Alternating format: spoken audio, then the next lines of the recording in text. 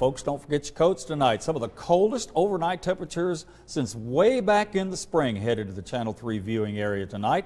Chief Meteorologist Paul Barys is here to tell us where we might even see some frost on the pumpkin tomorrow morning. Paul?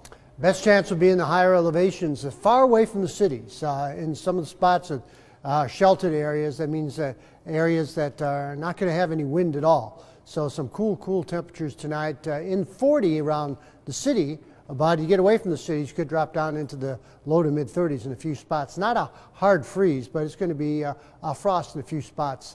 Now the jet stream's been pulling down that cold air all day long. You notice that with the temperatures, but it's going to be changing for tomorrow.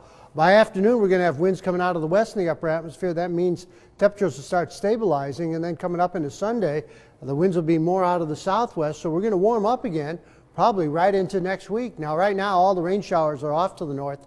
That's where the cold air is. Up near Wisconsin, though, they've even had a few snow showers, too. The heaviest rain, and some of that stuff moved north of us today, is well off into New England, off the coast of North Carolina. We had a few sprinkles here and there, but nothing more than 1/10 of an inch of rain, and most spots they saw nothing like that. All right, we've got clear skies now, all the clouds down to the south. Could see a few high clouds here and there, but no big deal tomorrow. 66 in the city currently, 65 Dalton, Cleveland 62. Murphy at 63. By game time, temperatures will be in the 50s.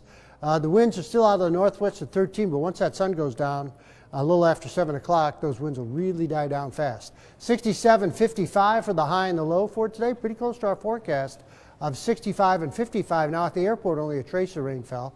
South of the city, everything was less than 1/10 of an inch. Dalton had 66, but it was 68 in Calhoun, also in Somerville. And then right across the metro area, generally less than 1/10 of an inch of rain, mid-60s on average, although it was only 58 Lookout Mountain, 62 up on Mowbray Mountain. And then north of the city, that's where the rain fell. Riceville, Dayton, Pikeville, Dunlap, Cagle Mountain all had just about 1/10 of an inch rain, actually about 5/100ths to 1/10 of an inch. If it hits 5/100ths, we just say it's 1/10 of an inch. And then about 64 out near Murphy, 62 in Jasper and Spring City, 63.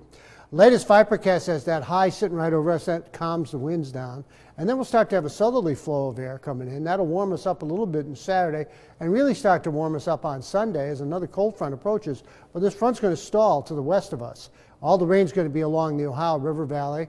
A blast of cold air comes in. Even some snow is going to be falling across parts of the Midwest. And that frontal system, again, just hovering to the north and west of us, keeps most of the rain to the north and west. But off into the Great Lakes and into the Great Plains, some snow is going to be falling too.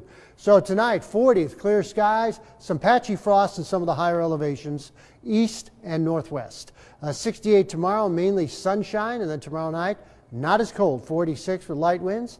And the 7-day forecast back into the 70s into next week to near 80 degrees. Next chance for rain will be coming up on Friday. Kelvin?